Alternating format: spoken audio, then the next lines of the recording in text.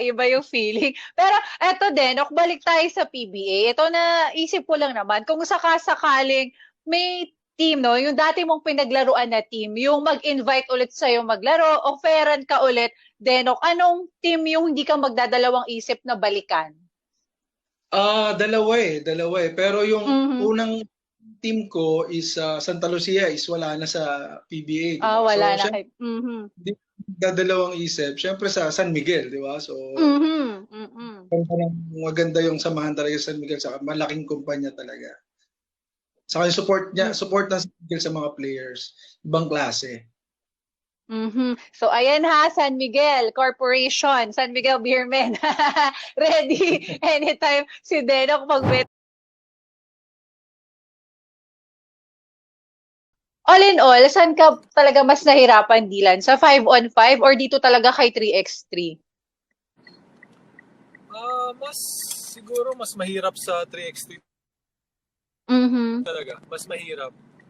Pero mas nag-enjoy ako sa 3x3 kaysa sa 5-on-5. 3x3. Sa 5-on-5 kasi may mga games na sa 5-on-5 kasi may mga games na hindi ako ginagamit. May games naman na sandali Oo, lang yung playing tama. time ko. Tapos biglang may games na Mm-mm. mahaba playing time ko. So hindi consistent eh. Sa 3x3, paano ka mawawala ng playing time? May 4 lang kayo. Kaya talagang mananawa kayo sa playing time. Kaya Totoo, mas no? in love ako sa 3x3. 3x. Anong po siya? Ano daw po ba yung mas matigas na ulo ng mga hinandle nyo? Yung mga collegiate players or yung mga professional na? Siguro professional eh. Kasi sa college, ang style, at least dito sa Philippines, pag ayaw mo sundan, ako, lagot ka talaga sa coach. Yung coach, they can really do what they want. Ipapanish ka sa pagtatakbo lahat. Sa pro, hindi mo magagawa yan. Baka ganun mo yung pro. Ikaw yung matanggal na sa coach, di ba? So, you have to find balance. So, the pros, I feel, are more stuck in their ways na kung nakasanayan nila. Yung college, mas Tama. mapapago mo pa. Pero, I mean, hindi naman lahat ng pro or college, ganun. Marami naman yung mababait na player. Sa bagay, mga collegiate, nagsisimula pa lang po. Ito mga pro, may alam na eh. Mahirap na baliin. Kailan ba magsisettle si Nesty Petesio? Kailan lalagay sa tahimik si Nesty Petesio? Yun na lang. Kung ready na po si Palangga. Diba? Oh! Parang meron na, kompleto na po ako lahat. So, siya na lang inaantay ko. Ay, nakakakilig naman. Ang kakakilig naman. Uy, Palangga, ready ka na ba? Ay, nakakatuwa naman. So, anytime soon pala, makakakita na kami ng update, no, Nesty, sa sa social media mo kung ikaw ba ay malapit. Kasi questionado po nila yung love life ko. Kung sino, kung Oo. Yung medyo, anong pangalan, ganyan. tahimik po muna tayo. Anak ninyo, kasama nyo mag-practice, mag-basketball. Ano ba to, coach? Nire-ready nyo na po ba siya para sundan ang yapak nyo sa PBA? Hopefully. I mean, ang maganda lang kasi passionate na rin siya before he was forced to. Dahil gusto na niya and nakita ko na on his own, he's trying to improve on his own. Yun nga, nag-extra kahit nitong pandemic. He find time to, though meron silang online training and maghanap din siya ng time na mag-extra and hopefully he can make a name for himself in the future. So yun. So pinagandaan, tinutulungan talaga na parang ma-prepare siya mentally. Pero nabanggit mo nga kanina na ikaw dumidepensa kay Coach Norman din pag gumagawa ng play. Sa sa one-on-one yun ni Coach Norman, sinong madalas manalo, Aaron? Well, ngayon, di na ako challenge mag one-on-one kasi syempre the age gap is big. Pero before siya talaga nanalo, laki niya. Ako 6 feet lang ako, siya 6'5". So syempre, dadalhin lang ako sa poste tapos score. So, yun. Pero I'm pretty sure na kung maglaro kami, kayang-kaya. Kayang-kaya. yung mga naaral ko po sa taekwondo talaga is yung rerespeto sa tao, yung ganyan po. Kahit na sino pa yan, kailangan mo respetuhin. And yun, madami talaga akong natutunan na mabubuti sa taekwondo. Hindi lang talaga sa pagkikipaglaban, kundi kung paano mamuhay ng sarili, ganyan. Kasi nung high school po ko, sa Manila na ako nag-aral. Malayo na ako sa parents ko. So, talagang yung taekwondo talaga is nakatulong. Nakatulong talaga sa buhay ko. Kaya, yun, tinuloy-tuloy ko lang po. Wala naman naging problema or sabit sa mga ginawa ko sa taekwondo po. Naisip mo bang mag-coach din? Pasukin yung coaching? Naisip mo ba? Or nakikita mo, talaga? Pag nag-teacher na po ako, try ko po maging coach sa school na yon, ganun. Mga ganong instances po. Oo nga, no? Kung pwedeng sa pro ako mag-coaching, talaga po. Malay mo sa perlas. Ako, madami pa akong kakainin bigas, ate. Para si Jack, di ba? Matagal na rin kasama sa women's team. Wala siya ngayon, pero naglalaro naman siya sa Serbia, di ba? Ano masasabi niyo dito kay Jack Animam? Nakakapag-usap pa ba kayo ito ngayon? Kasi, di ba, after niya sa Taiwan, ito, nasa Europe naman siya. Ikaw, sige si Claire, nakasama mo si Jack sa 3x3, saka 5-on-5 eh. Ano sagot mo? Ikaw, Claire. Ano masabi mo? Listen ka, Claire. Sobrang proud po and I'm happy para sa kanya na pero nakakamiss din po kasi syempre close din po kami sa isa't isa kaya yun po. Babalik si Jack, babalik. Babalik din. Apat na kayo magti-TikTok. Isa pang addict sa TikTok yun. Si Jack. Magiging apat na kayo. Ikaw naman, Jack, ano namang masasabi mo dito sa bagong achievement ng teammate mo, kasamahan mo sa Gilas? Ayun, sobrang proud po. At saka deserve naman niya talaga po yun. Grabe yung pinagdaanan niya from pag-graduate niya ng NU, tapos nag-aral sa Taiwan, naglaro, tapos ngayon nandyan na siya. So sana hindi niya masayang yun. Pero merong nakakalungkot, nakakamiss kasi laking part ni Jack doon sa team namin. So nung nawala siya, ang laki ng adjustment namin kasi sa donate sa amin eh. So yun, pero masaya kami para sa kanya. Sana ipagpatuloy niya yan at bihira lang yung mga ganyang opportunity at i-grab niya yun. Tama, napaka-sweet naman nung kanyang senior, no? Sige na. Si Janine naman. Pareho po kami sasabihin. Same lang. Nasabi na po nila eh. Ayun nasabi na po. Sobrang proud talaga kami kay Jack. Kasi, yun nga, simula nag-start ako mag-basketball sa RP, siya na rin yung kasama ko sa lahat, 3x3, 5x5. So, malaki talagang bagay na wala si Jack, pero happy kami na nandun siya, na ang layo na narating niya. Tsaka, hindi lang para sa kanya yun, para din sa Philippines women's basketball. Yun, parang nire-represent ka.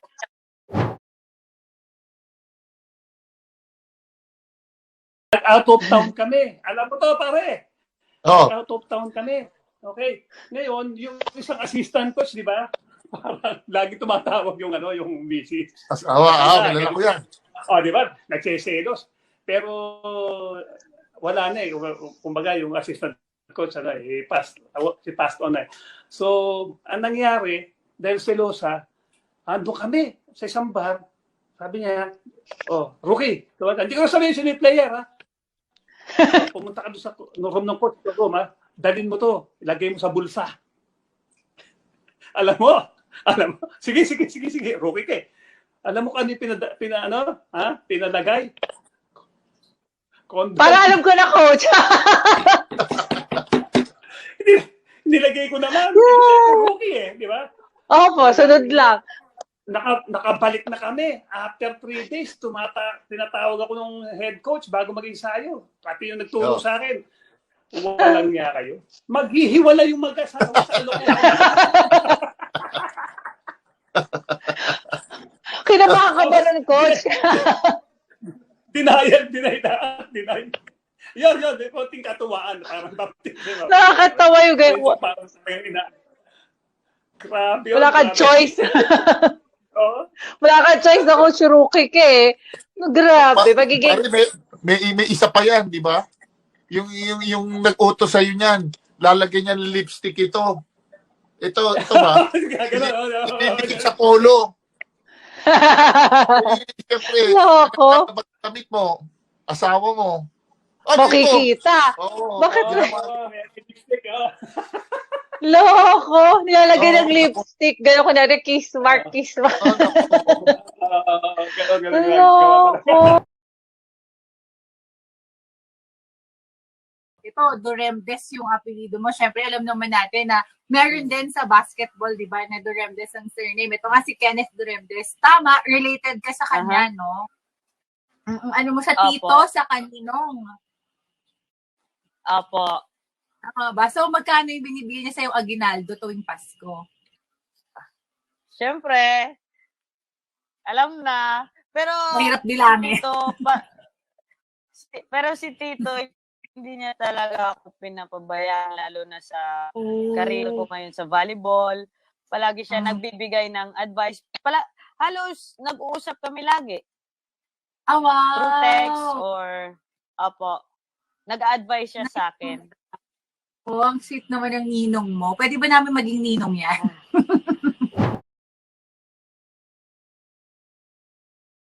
Dito, mas nakakabaliw dito kasi wala kami roommate. Oh, ikaw lang dyan. Kayo lang. No? As in, isa lang talaga per room, no? Yung quarantine nyo dyan. Kamusta naman yung Pero food nila yun dyan nga. sa quarantine mo? Next question, please. Wait a minute. Who are you? Parang alam na natin yung sagot dyan. Wala, hindi ka pa nakapagbaon ng delata, Mark.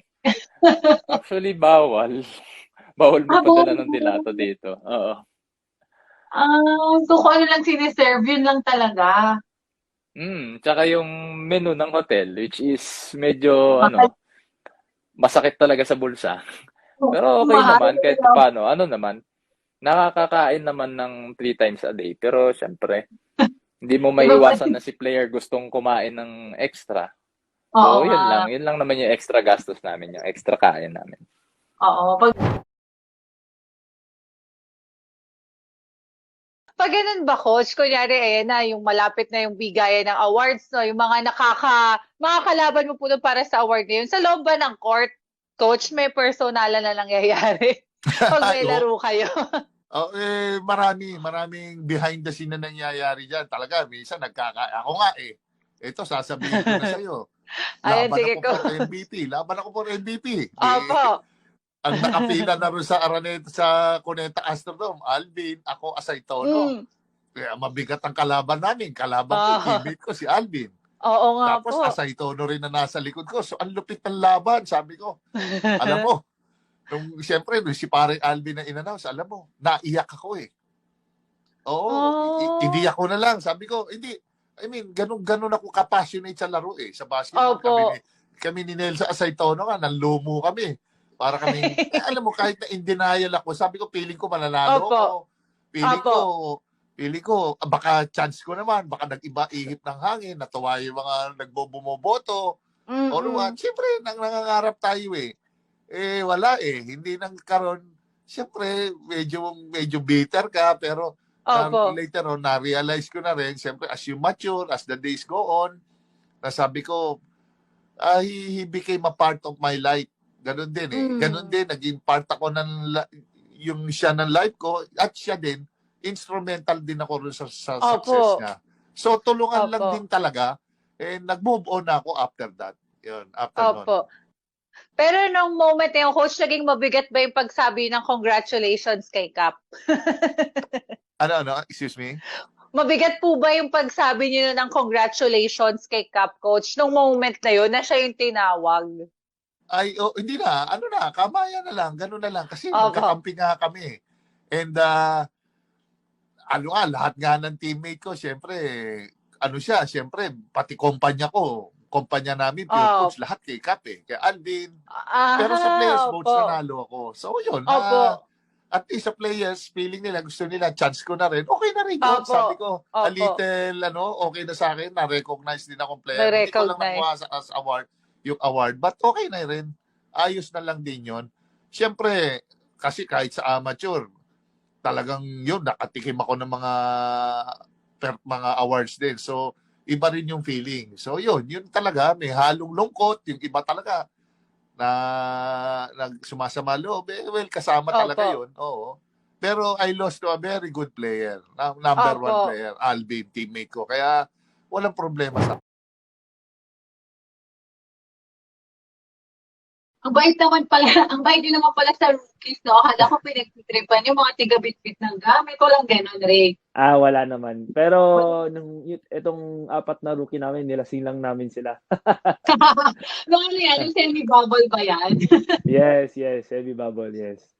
So, sino yung unang bumagsak doon sa 4 na rookie? May nasa pa ba? May hina uminom si Anton Asisto sa si Andre Carapot Nilaglag. Mga baby pa talaga. Kung meron po ba kayong gustong sabihin sa Phoenix na hindi nyo nasabi, Coach, nung time na naalis po kayo sa team, ano po yun? You did the wrong thing. Yeah, because I believe in what I'm doing and feeling ko kung nagtagal pa kami doon, baka nalagpasan pa namin yung semis. Opo. Alam ko may lalabas pa yung team Actually, yung team na nasa bubble, yung nag-semi sila, yun yung pinorm kong team Talagang yun yung sabi ko, ang hinihiling ko nga lang sa management, paglaruin nila si Calvin. And sinasabi ko sa lahat sa harap nila yun, let Calvin play, help me na mawala yung suspension niya. Sabi ko, and yung semis natin before, pwede nating mapataas yan. Sinabi ko sa kanila yan, sa management. Sayang yun, sayang yung team na yun. Kaso ngayon nga, parang na sila, parang marami nang nawala. Wala na si Calvin, wala na si Dave. Pero maganda naman yung mga ginawa nilang mga players movement. And I do hope na maganda pa rin yung maging nila. Maganda pa rin yung mga moves nila sa player. And ito sasabihin ko, I have no regrets na nawala ako sa dahil naging closer naman ako sa family ko Opo, oo nga. And malaki rin ang naitulong nila sa akin. Opo, tama, Coach. Ang tapang nung sagot nyo doon, Coach, kaya nilabutan ako sa you did the wrong thing. That's what I felt. At ngayon, nararamdaman ko.